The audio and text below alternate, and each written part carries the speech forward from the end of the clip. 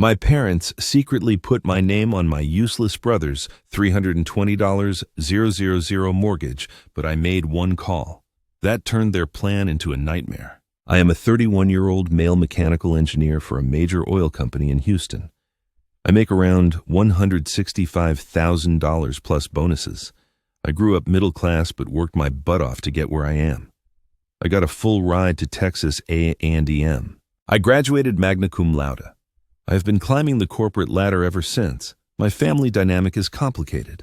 Dad is a retired electrician. Mom worked as a school secretary until she retired. They are good people, but they have one massive blind spot. My younger brother, Danny. Danny is 27 and has been a gambling addict since college.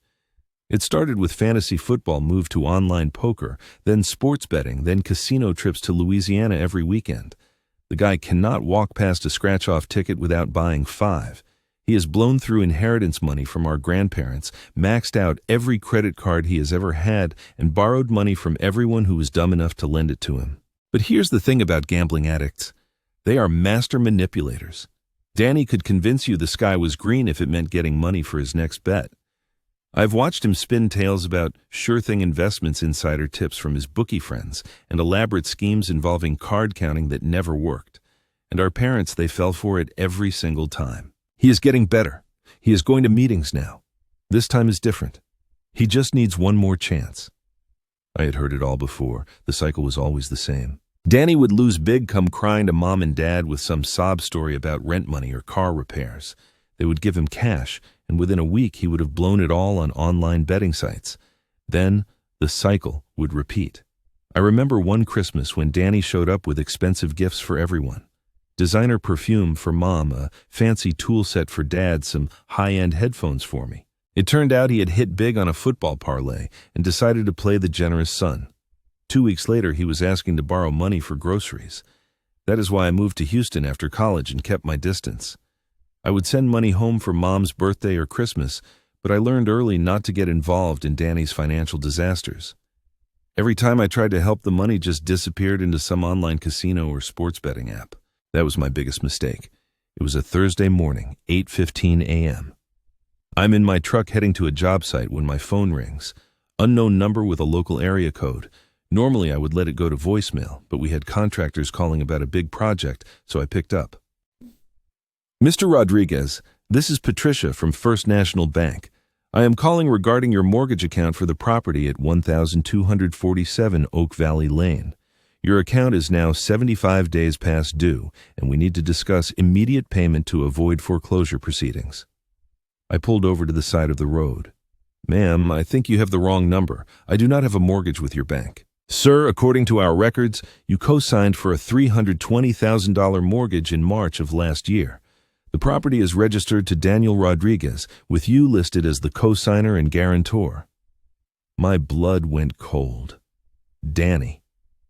Oak Valley Lane was in the subdivision where my parents lived, about 3 blocks from their house. I knew that street.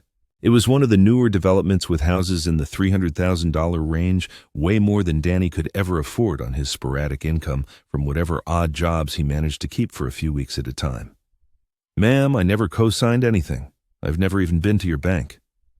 I understand your confusion, Mr. Rodriguez, but we have all the documentation here. Your signature, social security number, employment verification, income statements. The loan was approved based on your creditworthiness as the co-signer.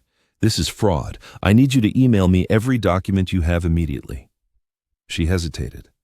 Sir, I cannot just email sensitive financial documents to someone without proper verification. Ma'am, if someone forged my signature to get a $320,000 loan, this is a federal crime.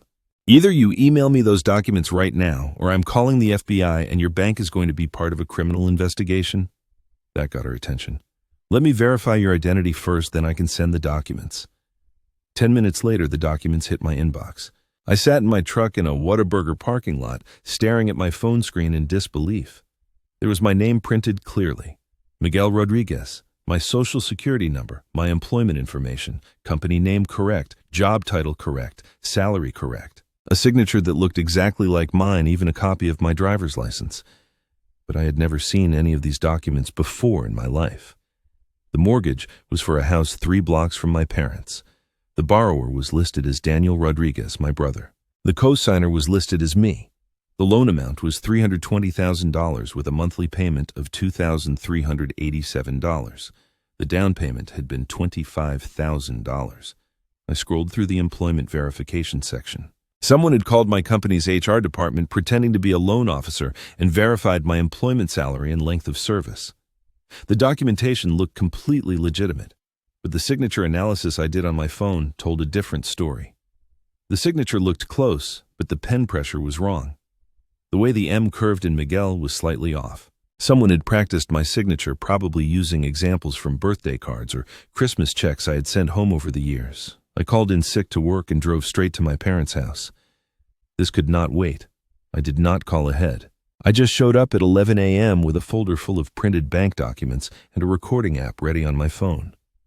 Mom answered the door in her bathrobe, looking surprised. "Miguel, what are you doing here? Why are you not at work?" "We need to talk. Where is Dad? Where is Danny?" "Your father is in the garage working on Mrs. Peterson's lawnmower. Danny is at work." "Well, he said he had a job interview this morning." Classic mom, always making excuses for Danny. A job interview that probably did not exist. "Get Dad now and call Danny. Tell him to get over here immediately." Mom's face went pale. She knew that tone. I had used it exactly twice before. Once when I caught Danny stealing money from her purse for lottery tickets. And once when I found out Dad had been lending Danny money to cover his gambling debts. Dad came in from the garage, wiping grease off his hands. "Miguel, what is going on, son? You look like someone died." I spread the mortgage documents across their kitchen table. The same table where we had had family dinners for 20 years, where Dad had taught me to balance a checkbook. "I need one of you to explain to me how Danny got a $320,000 mortgage with me as the co-signer when I have never signed anything." The silence was deafening. Dad's face went white. Mom sat down hard, her coffee mug shaking in her hands. "Miguel," Dad started, then stopped. Do not tell me the truth right now," Mom started crying. "We did not know what else to do. Danny was going to lose the house. The bank said he needed a co-signer with better credit." "So you forged my signature?" "We did not forge anything," Dad said quickly. "We signed for you as your parents. We thought we had the right." "You have the right, Dad. I'm 31 years old." "You would have said no," Mom whispered. "You are darn right. I would have said no." That is when Danny walked in. He took one look at the papers, and his face told me everything. No surprise. Just resignation. "Oh, this is about the house." "Yeah, Danny, the $320,000 house that you bought using my credit without my permission." He shrugged and grabbed a soda from the refrigerator like we were discussing the weather. "Report with us and with law enforcement. We would also need to involve our legal department and potentially federal authorities." "What happens to the current loan during the investigation?" "The account would be frozen immediately pending the outcome of the investigation." "And what happens to the borrower?" "My brother, if fraud is confirmed, the loan would be declared null and void. The property would go into immediate foreclosure proceedings." "I understand. I would like to file that fraud report today." "Mr. Rodriguez, I have to ask, are you absolutely certain about this? These types of investigations can have serious consequences for everyone involved, including potential criminal charges." "Ma'am, someone used my identity to obtain a $320,000 loan without my knowledge or consent. Those are already serious consequences for me." "I understand. Can you come in this afternoon with all relevant documentation?" "I will be there at 2 p.m. But before I went to the bank, I decided to make one more trip to see my family. I wanted to give them a chance to come clean voluntarily. Maybe if they confessed and showed genuine remorse, I would consider handling this differently. I found Dad in the garage, Mom in the kitchen, and Danny on the couch playing video games like nothing had happened. "I'm going to the bank this afternoon to file a fraud report," I announced. Danny paused his game and looked up. "You are really going to do this?" "Yes. Even though it will destroy the whole family." "Danny, you destroyed the family when you committed fraud against me." "It was not supposed to be fraud. It was supposed to be temporary just until I could get my finances straightened out." "How was stealing my identity supposed to be temporary?" Mom came out of the kitchen, wringing her hands with that worried expression she had worn my whole childhood whenever one of us was in trouble. "Miguel, what if we all went to the bank together, explained the situation? Maybe they would work with us as a family." "Mom, The situation is that you committed a federal crime. But we are family, Dad said, emerging from the garage. Families work things out together. Dad, if I do not report this, I'm responsible for Danny's mortgage forever. If he stops paying, and he already has, they can take everything I own to satisfy the debt. We will not let that happen, Mom said desperately. How, Mom? You going to pay a $2,400 mortgage every month on your retirement income. We will figure something out. Maybe we can refinance this house, take out a loan against our life insurance. With what money Danny owes $30,000 in gambling debts right now. How is he going to make mortgage payments when he cannot even pay his bookies? Danny stood up from the couch, finally looking serious. I told you I've got a system now. I'm going to win that money back and get caught up. Danny, you have been gambling for 8 years. When have you ever won money back long term? This time is different. I've been studying the odds, learning from my mistakes. It is never different, Danny. You are addicted. You need professional help. I do not need help. I need my family to support me instead of trying to destroy me. Support you, Danny. I have been supporting you for years. I have given this family over $25,000 over the past 5 years because you kept gambling away your rent money and car payments. And that was different. How was it different? Because you gave that money willingly. And now you have taken $320,000 without asking. It is not the same thing. I looked around the room at these 3 people who had raised me, who had taught me right from wrong, who had somehow convinced themselves that stealing my identity was acceptable because it was for family. I'm going to the bank, I said. I'm filing the fraud report. Then I'm calling the FBI. Miguel? Mom said, please, what if Danny pays back the missing payments? What if he gets help for the gambling? Mom, it is too late for that. It is never too late for family. You are right, Mom. It is never too late for family. That is why you should have thought about family before you stole from me. As I walked to my truck, Danny followed me outside. Miguel, wait. Let me ask you something. What? How much is your monthly take-home after taxes and everything? Why does that matter? Just tell me. About $8,500. And how much do you spend every month on living expenses? I do not know. Maybe $4,000. So you are saving like $4,500 every month. Danny, what is your point? My point is $2,400 a month for this mortgage is nothing to you. You spend more than that on your truck payment and insurance. I stared at him in disbelief. Danny, are you seriously asking me to pay for a house that you bought by stealing my identity? I'm asking you to help your brother who made a mistake. A mistake, Danny, you did not accidentally sign my name. You planned this for months. I found your online posts. Okay, fine. But I'm still your brother. No, Danny. Brothers do not steal from each other. You were just a gambling addict who happens to share my last name. That afternoon, I walked into First National Bank with a folder full of evidence and a digital recorder in my pocket. Patricia met me in a conference room with 2 other bank officials, a manager, and someone from their legal department. Mr. Rodriguez, Patricia said, we appreciate you coming in to discuss the situation. Before we start, I said, I want to make sure we are all clear about what we are discussing. Someone used my identity to fraudulently obtain a $320,000 mortgage loan. This is a federal crime. The legal person nodded. Seriously, we understand the gravity of the allegation. Good. I have brought comprehensive documentation proving that I never applied for this loan, never signed these documents, and never gave permission for anyone to use my name or personal information.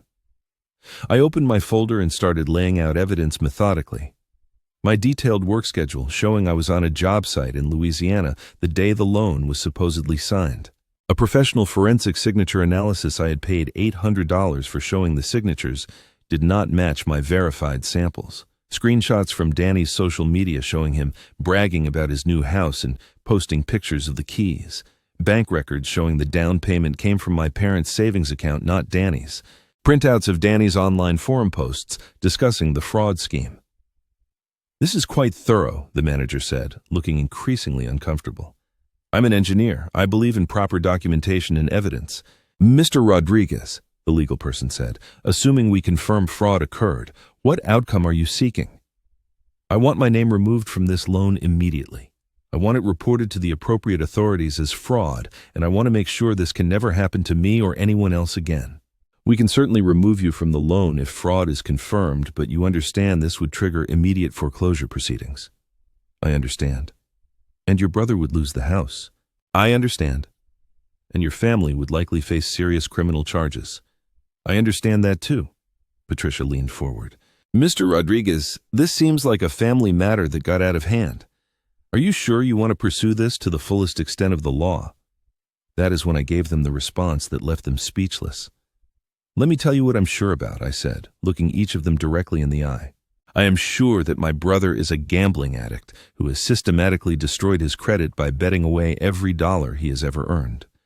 I am sure that my parents helped him commit fraud because they are enablers who have been covering for his addiction for years instead of getting him real help. I am sure that if I do not report this crime, I will be financially responsible for a mortgage on a house I will never live in for a debt I never agreed to take on. I paused and pulled up my phone. But here is what I'm most sure about. 3 hours ago, I called the FBI's Financial Crimes Division and filed a formal complaint. Special Agent Williams is expecting your call within 24 hours. The room went dead silent. You could hear the air conditioning humming. I also called the Texas Department of Banking and filed a complaint about your bank's lending practices. How exactly does a reputable financial institution approve a $320,000 mortgage without properly verifying that the cosigner actually signed the documents? The manager's face went pale. And one more thing, I continued calmly. I called the district attorney's office and spoke with the prosecutor who handles mortgage fraud cases. They are very interested in this case, especially the part where my brother posted about his plans on social media 6 months before committing the actual fraud. I stood up and closed my folder. So yes, I am absolutely sure I want to pursue this to the fullest extent, because the only thing worse than being the victim of a crime is being the victim of a crime and doing nothing about it. The legal person finally spoke. Mr. Rodriguez, we will need to conduct our own investigation. No, you misunderstand. The investigation is already happening. The FBI will be here Monday morning with federal warrants for all loan documents, security camera footage, and employee interviews. I am not here to start an investigation. I'm here to inform you that you are already part of one. I headed for the door, then turned back. Oh, and one more thing. When you call my brother to tell him about the foreclosure, you might want to mention that his internet search history is part of the federal investigation. Apparently, researching how to forge signatures and mortgage fraud penalties was not very smart. The manager stood up quickly. Mr. Rodriguez, surely we can work something out. The time for working something out was before your bank approved a fraudulent loan. Now you get to work it out with federal investigators. I walked out of that bank feeling better than I had in weeks. But the real satisfaction was still coming. The FBI moved faster than I expected. By Wednesday of the following week, they had executed search warrants on my parents' house, Danny's house, and the bank's records. What they found was much worse than I had imagined. Danny had not just committed mortgage fraud. He had been running a systematic scheme for over a year. They found forged documents with my signature on 3 different loan applications at various banks. Multiple fake pay stubs showing me earning $200,000 per year at a company that did not exist. Screenshots of my social media that he had been using to prove my lifestyle matched the income claims. Detailed text message conversations between him and my parents, planning out the fraud step by step.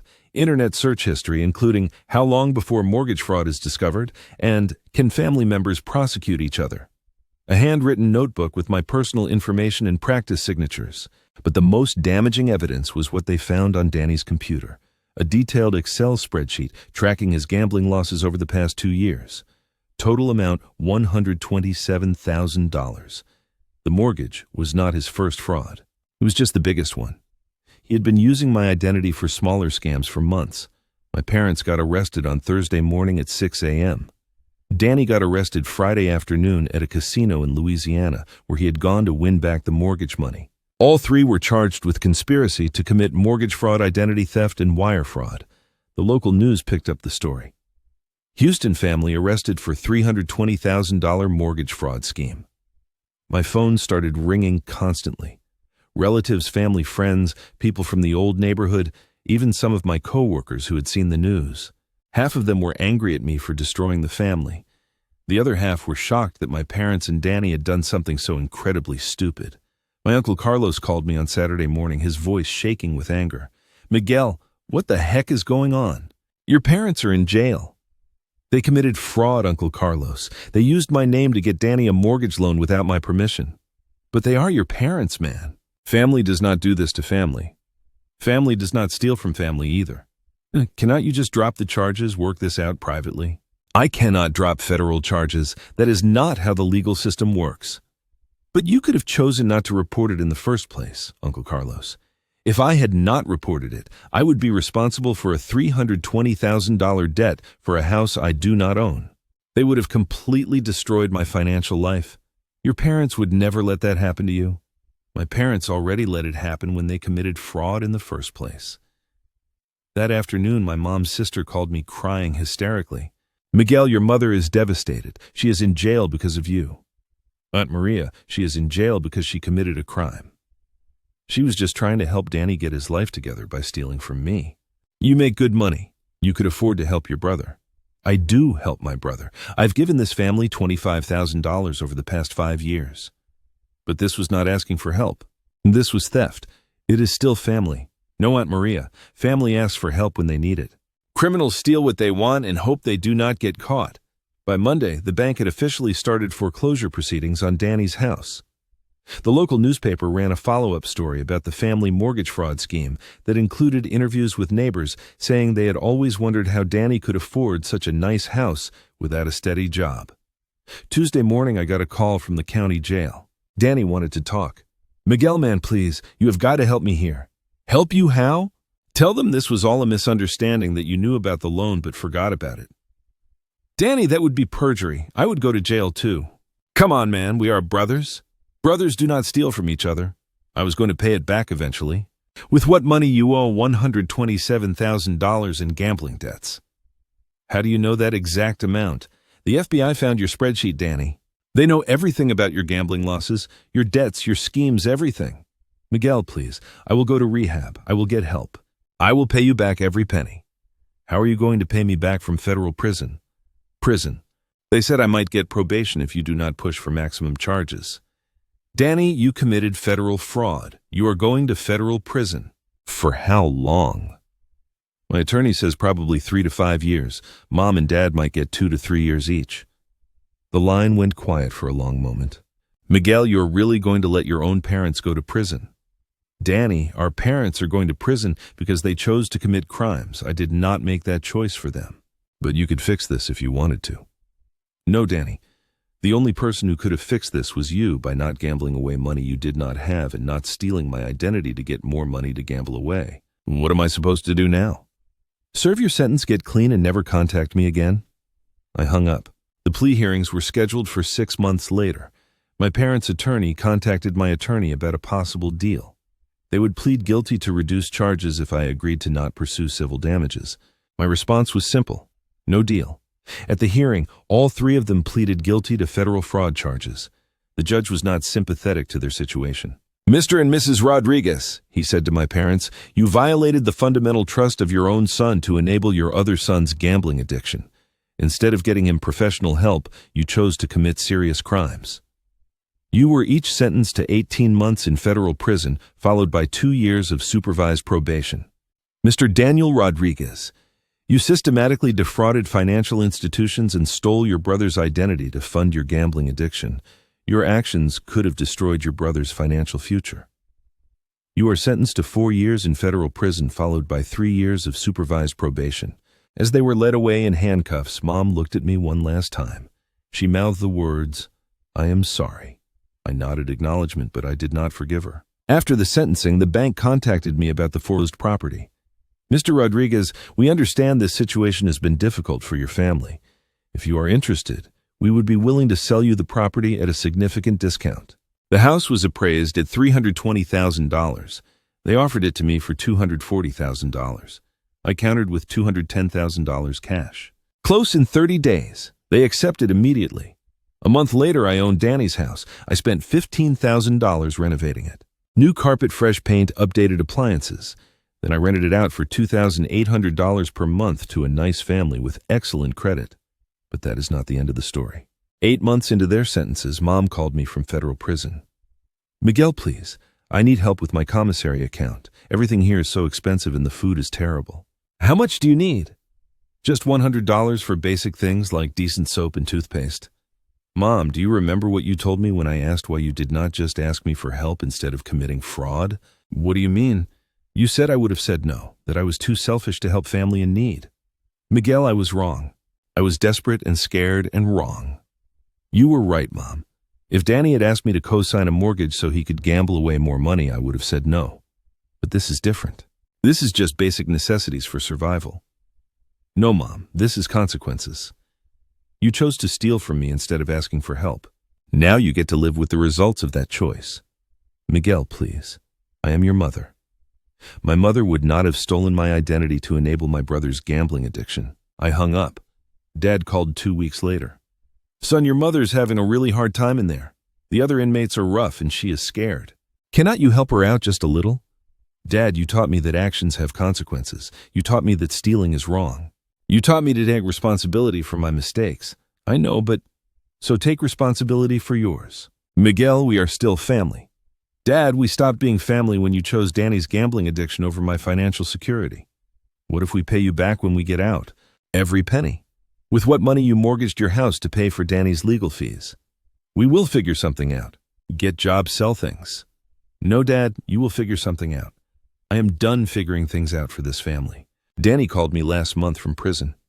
Miguel, I have been clean for 18 months now. I'm going to Gamblers Anonymous meetings every day. I am a completely different person. Good for you. I want to make amends. I want to pay you back for everything I cost you.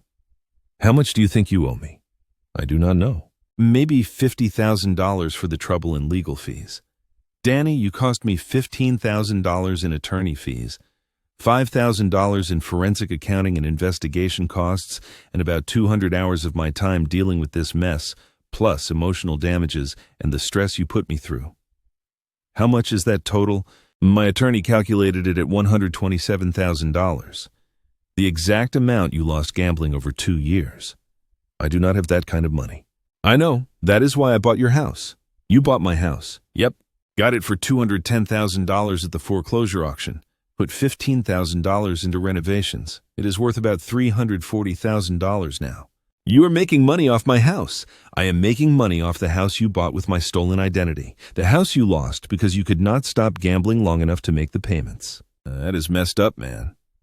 Danny, you want to know what is messed up. What is messed up is a gambling addict stealing his brother's identity to buy a house, then losing it because he bet the mortgage payments on fantasy football. I am not that person anymore. Prove it. Stay clean for 5 years. Get a real job when you get out. Pay your own bills. Then maybe we can talk. And until then, enjoy the 3 more years you have left in federal prison. Yesterday, I got my monthly rental check from Danny's old house, $2,800. I have collected over $30,000 in rent so far. The house has appreciated to $350,000. My total profit on their fraud, about $125,000 and counting. Sometimes people ask me if I regret prosecuting my own family if I think I was too harsh or unforgiving. The answer is absolutely not. They did not think of me as family when they stole from me. They thought of me as a piggy bank, someone whose credit and identity they could use to solve Danny's gambling problems without consequences. They were wrong about the consequences. Every month when I deposit that rental check, I remember something important. Enablers only exist when their victims let them. I did not let them. And now they get to live with the consequences while I profit from their crimes. Justice is not just about punishment. Sometimes it is about turning your attackers' weapons against them. They used my identity to commit fraud. I used their fraud to build wealth. I was going to tell you eventually. You were going to tell me that you committed fraud. It is not fraud, man. We are family. Besides, I've been making the payments. He popped open the soda with that same cocky attitude he had had since high school. I looked at the bank notice. Danny, you are 75 days behind. That is temporary. I had some bad luck at the casino last month, but March Madness is coming up, and I have got this system. Bad luck at the casino. Danny, are you seriously telling me you're behind on a mortgage payment because you gambled the money away? Dad stepped in. Miguel, you do not understand. Danny has got this new system for betting on sports. It is calculated scientific. A system for gambling. Dad, gambling addiction is not a career. It is not gambling, Danny said defensively. It is investing. I have been studying sports analytics probability theory. I'm up $12,000 this month alone. If you are up $12,000, why is the mortgage behind? Because I reinvested the winnings. You have to think long-term, Miguel. I am building capital for bigger bets. I stared at my brother. He was completely serious. In his mind, he was some kind of financial genius, not a gambling addict who just defaulted on a fraudulent mortgage. Danny, how much do you owe in gambling debts right now? He looked at Mom and Dad, then back at me. Maybe like $30,000, but that is just short-term credit. Once my system pays off, $30,000. Miguel, please do not yell, Mom said. The neighbors will hear. Mom, I do not care about the neighbors. Your son owes $30,000 in gambling debts, and he is defaulting on a mortgage that he fraudulently put in my name. We will figure it out, Dad said. As always. No, we will not. I am calling the bank and telling them this was fraud. You cannot do that, Mom said, panicking. Danny could go to jail. Good. Maybe that is exactly what needs to happen. Danny finally looked worried. Miguel, come on, man. Family does not do that to family. Family does not commit fraud against family either. Danny, look, I will catch up on the payments. Just give me a couple of months. I've got this new strategy for baseball season. I started packing up the documents. Danny, you have been gambling for 8 years. You have never had a strategy that worked. You are an addict. I am not an addict. I'm an investor who has had some bad luck. Dad, I said, what if we helped with the payments your mother and I could take out a second mortgage, use our retirement savings? Dad, you are retired on a fixed income. You cannot afford a $2,400 mortgage payment. We will figure something out. I'm calling the bank tomorrow and reporting this as fraud. Then I am calling the police. Mom started crying harder. Please do not send your brother to jail. Mom, Danny sent himself to jail the minute he forged my signature. We forged your signature, Dad said quietly. If anyone goes to jail, it should be us. I looked at my father. This man who had worked construction for 30 years, who taught me about integrity, who had never taken a shortcut in his life. Dad, why would you do this? Because he is our son, Miguel. And sometimes you do stupid things for your kids when you love them, even if it destroys your other son's life. Dad looked down at his hands. We thought you would never find out. I stood up and headed for the door. Where are you going? Mom asked. To get a lawyer and then to call the FBI. Miguel, please, Danny said, following me. Just give me one more chance. I will go to rehab. Whatever you want. I turned around. Danny, how many one more chances have you had? How many times have Mom and Dad bailed you out? This is different. It is always different, Danny, but it is never actually different. I walked out and drove home, but I did not call the FBI that night. Instead, I sat up until 3 a.m. researching mortgage fraud, cosigner liability, and my legal options. What I found out was going to change everything. The next morning, I called in sick again and drove to downtown Houston to meet with an attorney who specialized in financial fraud. The consultation cost me $400, but it was the best money I had ever spent. The law office was in one of those glass towers downtown, all marble and mahogany and degrees on the wall. My attorney was sharp, mid-50s, expensive suit, the kind of guy who had probably sent a few white-collar criminals to federal prison.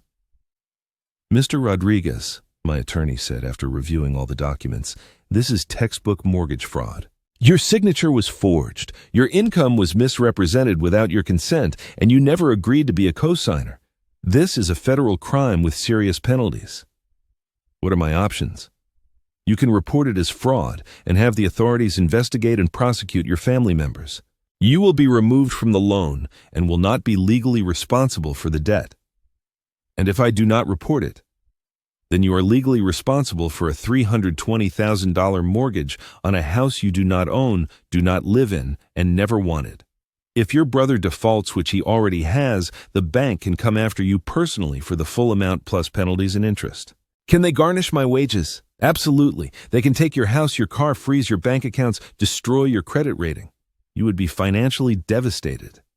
Given your income, they would probably garnish the maximum amount allowed by law until the debt is satisfied. I sat back in his leather chair and thought about it. What happens to my family if I report it? Your parents and brother would likely face federal charges for conspiracy to commit mortgage fraud.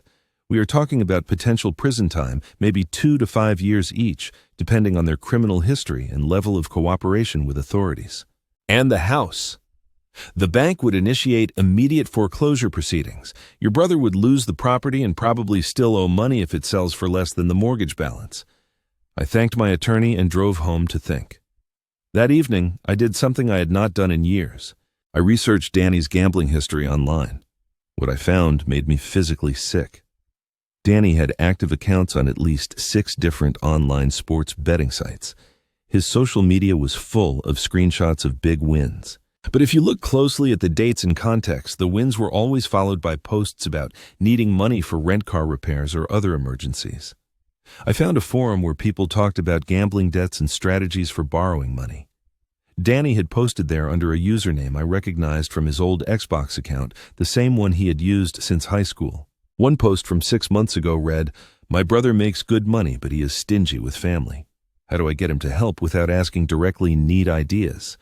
Another post from 4 months ago. "Is it illegal if your parents co-sign something for you using someone else's name?" Asking for a friend. And the most damaging one from 2 months ago. "Successfully got approved for big loan using family members' credit. Now I just need to keep making payments until I hit it big. What are the odds they find out?" He had been planning this for months. This was not desperation or a moment of weakness. This was a calculated scheme. Danny knew exactly what he was doing, and my parents had helped him do it. I made my decision. The next morning, I called Patricia at the bank back. "Miss Patricia, this is Miguel Rodriguez. I called yesterday about the mortgage fraud." "Yes, Mr. Rodriguez. Have you had a chance to review the documents?" "I have, and I need to report this as identity theft and fraud. I never signed those documents, never applied for that loan, and never gave permission for anyone to use my name or personal information."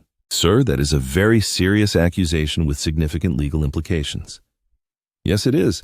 I need to know what your bank's procedure is for reporting this type of fraud." "Well, we would need to launch an internal investigation. You would need to file a formal fraud